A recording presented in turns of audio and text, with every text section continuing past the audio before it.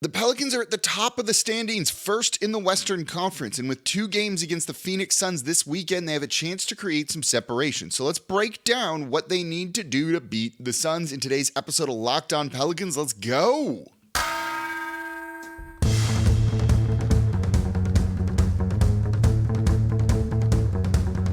You are Locked On Pelicans, your daily New Orleans Pelicans podcast, part of the Locked On Podcast Network.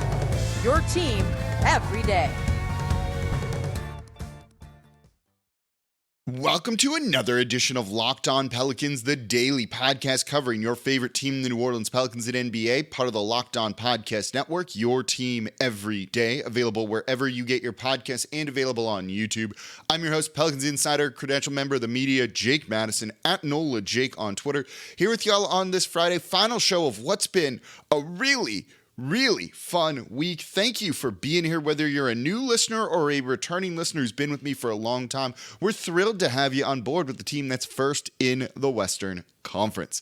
So thank you for making Locked On Pelicans your first listen today and every day. We're here Monday through Friday for y'all, breaking down everything you want to know about this team. No one else coming to you like this. How many people didn't have shows out yesterday after the Pelicans went first in the West? We were there. We're here today. We'll be back on Monday. Subscribe wherever you get your podcast. Tell a friend about the show and comment down below on YouTube. That is the best thing you can do right now to support Locked On Pelicans. And today's episode of Locked On Pelicans is brought to you by BetOnline. BetOnline has you covered this season with more props, odds, and lines than ever before. BetOnline, where the game starts. So the Pelicans have 2 games against the Phoenix Suns. We've seen them, as we talked about in yesterday's show, they're able to win a variety of different ways. But this Phoenix Suns team is still good. They have the second best offense, the 8th best defense. They are a very good team, and you're not going to be able to win with sloppy play or bad, stagnant offense that we saw that was able to let them grind out the win against the Pistons. You're going to need to be sharp. So how do they be sharp? How do they beat the Phoenix Suns to go 2-0 during this stretch? And 1-1 would honestly probably be okay. But let's aim higher, right? So let's get into the offense first. They're going to need to be less sloppy. We're going to look at the offense, the defense, and a couple of X factors in the third segment of today's show. That's the roadmap for today. And look, honestly, I don't normally do previews. I'm not a big fan of doing preview shows, as I think they get dated kind of quickly. And look, I can list all of this stuff, and then they could still go out and win another way, and it makes no difference here. But I do think with 2 games, it's really interesting to look at because adjustments are going to be key in these type of things. So we'll break it all down for you. So let's start with the offense. They need to be less sloppy. We talked about how they can win when they're off against teams like the Pistons, who had 7 wins. Not against a Phoenix Suns team. You're going to need to score. Phoenix, second best offense, you're going to need to keep up with them to a certain degree. You're going to need to score. And if you need to score, there's one way this team really does it well, or they do it consistently. Point Zion. This one's pretty simple. Point Zion. You need to do the point Zion experience in this game.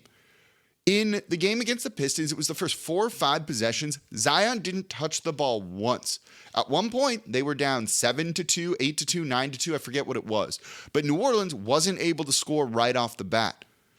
You got to avoid that against this. You get in a hole against this Phoenix Suns team, you might not be able to climb out of that. So getting off to a good start is going to be a really important thing.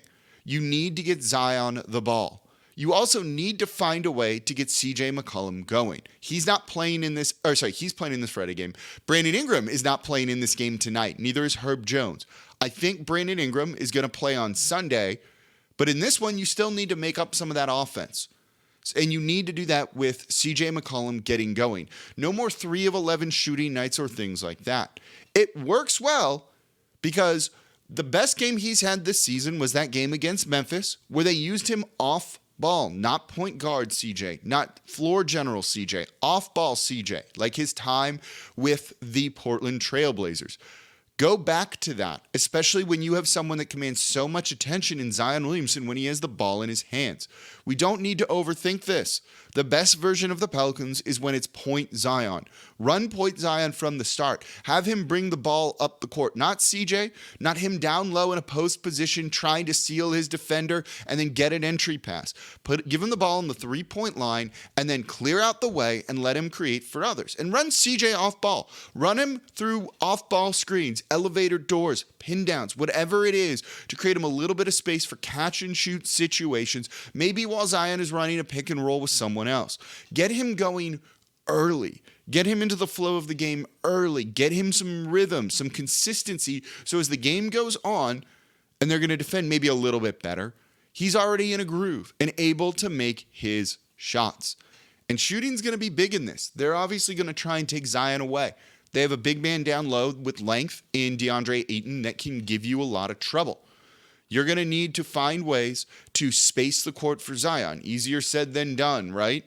Well, you do that with three-point shooting. So this is a game, and it looks like Jose is going to play. I think he's going to be listed officially as questionable in this one, but my guess is maybe he will play. If not, he'll play on Sunday. But this is a big Trey Murphy game. You're going to want to see his three-point shot. I care less if it's falling. If it's falling, he's making them. Certainly a good thing.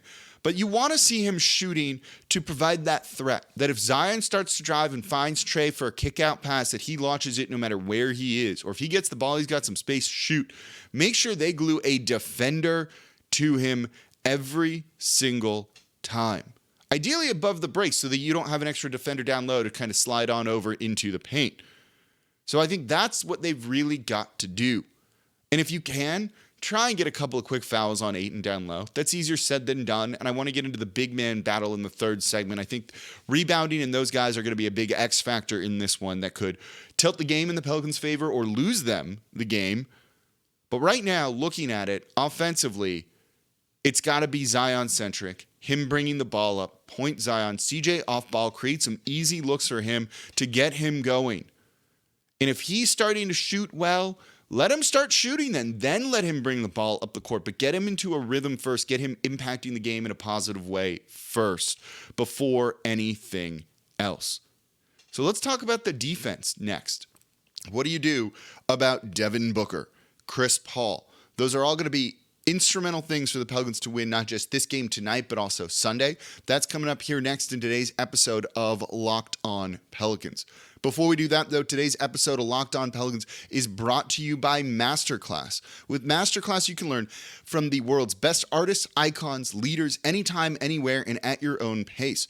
You can learn leadership from Coach K. You can improve your business development skills from Bob Iger. You can learn shooting and ball handling from Steph Curry.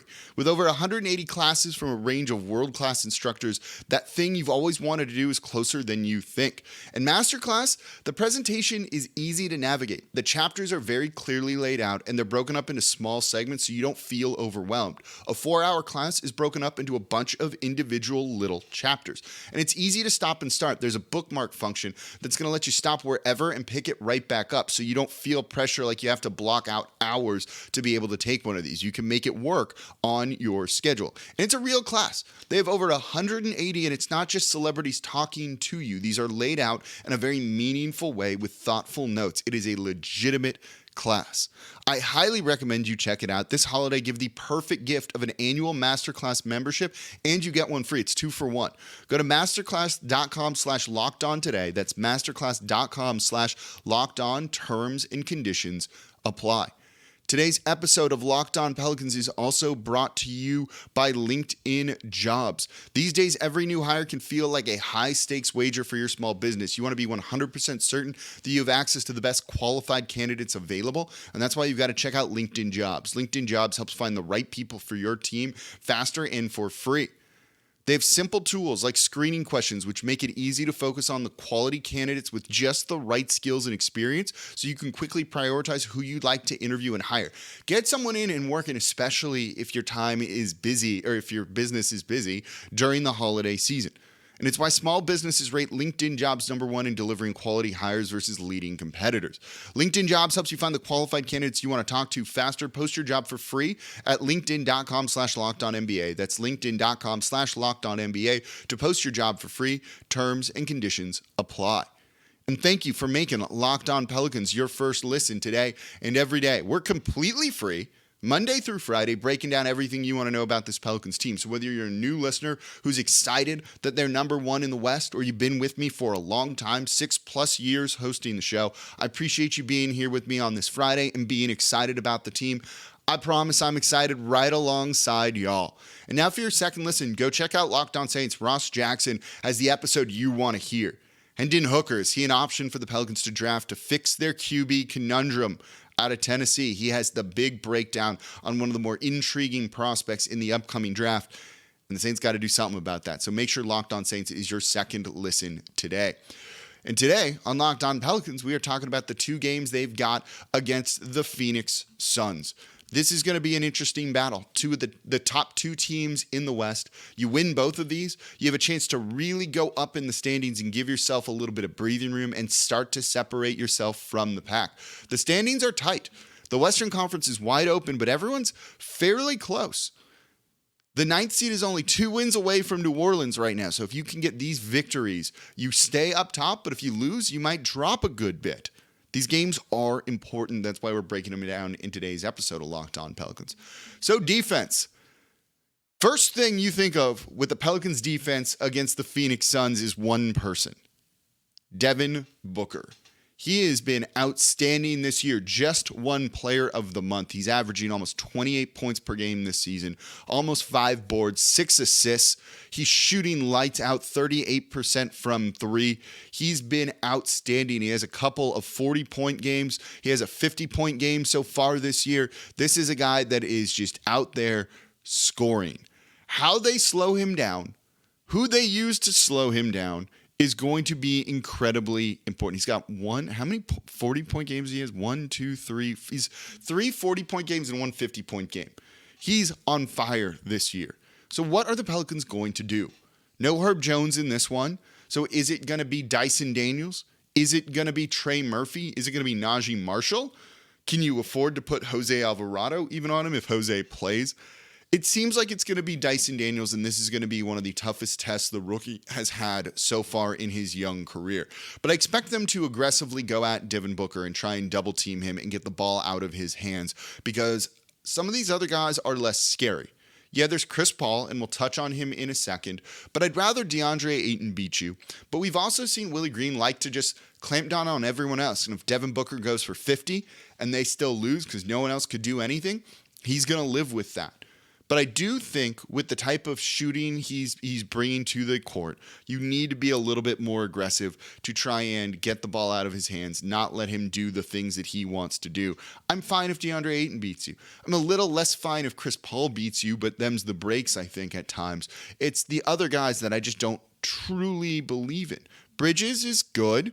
Don't get me wrong there. Campaign is fine. But Damian Lee, Torrey Craig, some of the other guys getting big minutes for them, let those guys do their thing. Just, even if you have to leave them wide open, but you're denying Devin Booker, no one else is going to score like he is. Don't leave wide open 3-point shooters, but they've done a good job of being able to contest out on the perimeter. Their closeouts have been good. I've seen a lot of people talking about shooting variants out there. I think that's missing the fact that these closeouts that the Pelicans are doing on the 3-point line are excellent this year, especially with the length that they have. They have a lot of tall guys running right at you or just off to the side of you so you don't make contact and commit a foul. With their long arms up, that's hopefully, maybe, kind of impacting that a little bit and causing a lot of those misses. So I think their defense has been legitimate. I'm fine letting Devin Booker let anyone else beat you, in a sense. Make him pass the ball because he's double-teamed. You also want to try and force turnovers, get out and run against this Phoenix Suns team just a little bit. So what do you do about Chris Paul? And I think that's going to be the interesting thing. We all want to see Jose Alvarado on him, right? We remember it from the postseason. Jose picking him up full court, being a pest, trying to get the Grand Theft Alvarado, the sneaky steal on him, and Chris Paul being like, no, but then forcing him into turnovers in that full court press and all of those things. I'm all for it. I'm all for it again.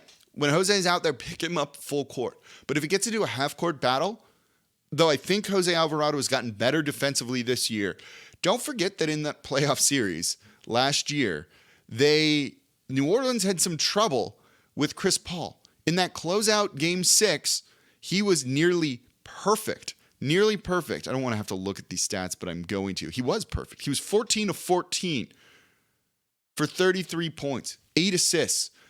That half-court pressure didn't really work on him. You need to be able to pressure him with a little bit more length, and that's where other guys are going to come in. Najee Marshall is going to be a key guy in this.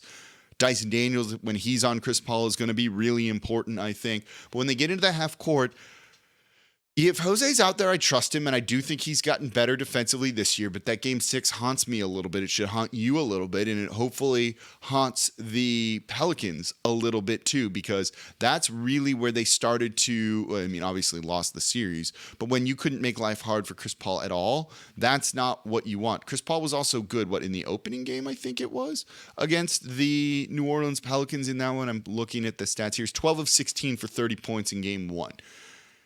You can't let him do that in the half court. He's coming back from injury. He's not playing quite as well as he, was in the postseason last year. But you do need to find a way to slow him down.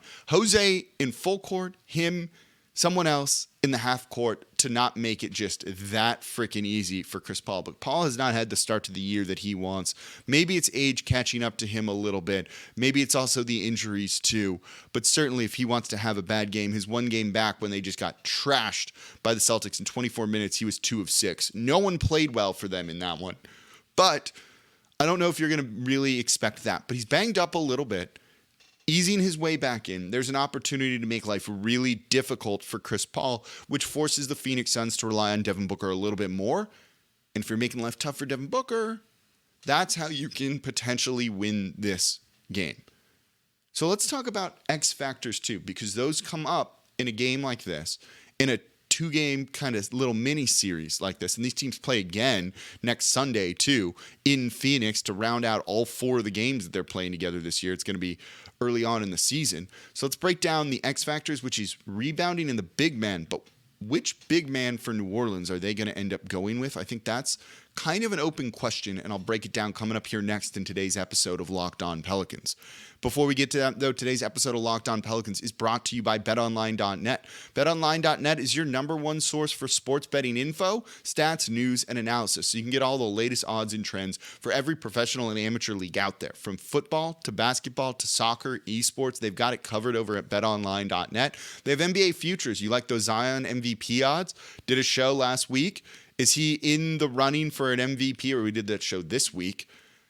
If you like those odds, you can get them over at betonline.net. It's the fastest and easiest way to get your betting fix. So head to the website today or use your mobile device to learn more. betonline.net. BetOnline, where the game starts.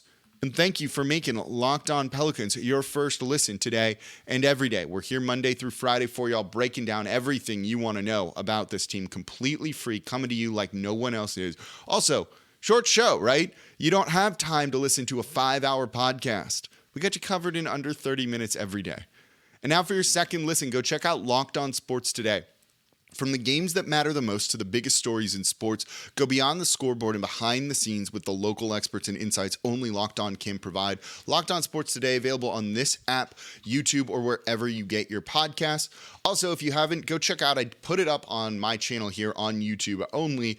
I called in to Locked On Celtics. It's not a call-in show. He doesn't do that live, but I called in the other night to thank the Celtics for beating the Suns to send the Pelicans to the top of the West. It's a funny bit. Go give it a watch if you haven't already. So X factors as we start to wrap up today's episode of Locked On Pelicans in this 2-game set against the Phoenix Suns. Something that's going to be important is the big men down low. Is this a Jonas Valanciunas game? Is this a Larry Nance Jr. game? Or is it a Billy Hernangomez game? And I think it might be more of the latter. We've seen DeAndre Ayton give Jonas Valanciunas a little bit of trouble. Early on in the season, that definitely happened, though, very few guys were playing for New Orleans. We saw that in the postseason a little bit, too, that he wasn't as useful as you would have liked, and DeAndre Ayton was kind of feasting on the glass with him. You could run Larry Nance Jr. out there, and I suspect they will, but Is he a little bit undersized for this battle? He certainly plays taller than he is, but he's an undersized small ball 5, and against Ayton, that might not work if you want to try and control the glass. So is this the time for Billy Hernangomez if Jonas Valanciunas proves to not have the best game? I really think it might be. He impressed with his play against Nikola Jokic, both scoring on him and defending him and limiting the 2-time MVP. I think that might earn him more minutes in Willie Green's eyes. And so going up against the Phoenix Suns, if your starting big man is ineffective and you need size there, they might turn to Billy earlier than we're expecting, and he might play a larger role than we're expecting. And that's going to be important because the Phoenix Suns have quietly turned into one of the better rebounding teams out there. They are 5th best when it comes to offensive rebounding. New Orleans at times has struggled with defensive rebounding. And these aren't always those long offensive boards off 3-pointers. Phoenix takes league average the amount of 3-pointers per game. So this is one where you really need to go out and rebound well and limit those second chance opportunities, particularly if Chris Paul is still struggling and not able to get going. Don't give them second chances when he misses a shot.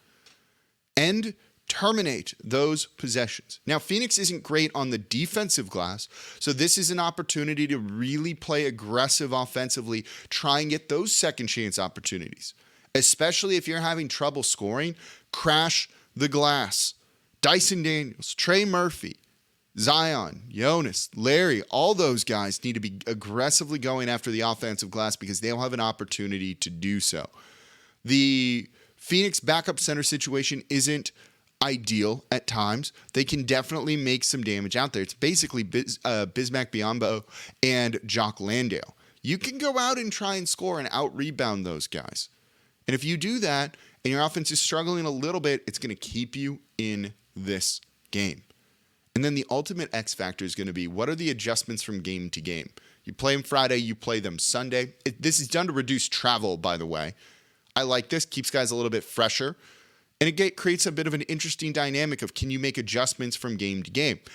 They don't change rotations a whole lot. There's not going to be wholesale changes made, but is there a wrinkle you can throw in if the first game gets away from you? And we seem to trust Willie Green starting to figure it out, but please, point Zion the majority of the time would be great. But this is going to be a fun set. This is a measuring stick game. This is a way to create some separation and really truly see if you are a true title contender. You beat Phoenix Suns twice. That's a great thing. If they go 1-1, I'll take it. But certainly 2-0 would be better. We're going to see adjustments. Who's going to battle on the boards? Who's going to defend Devin Booker? And are they going to go point Zion? I'm excited to watch both these games. I hope you are as well. And guess what? We'll be back on Monday to break them both down and then get you set for a similar situation against the Utah Jazz next week as well. So that's going to do it for this episode of Locked On Pelicans, this week of Locked On Pelicans. Thank you all so much for listening. Truly appreciate you being here. The numbers have been through the roof. You're excited about this team. I'm excited. We're here Monday through Friday for you all, breaking down everything you want to know about the Pelicans. As always, I'm your host, Jake Madison, at NOLA Jake on Twitter. I'll be back with y'all on Monday.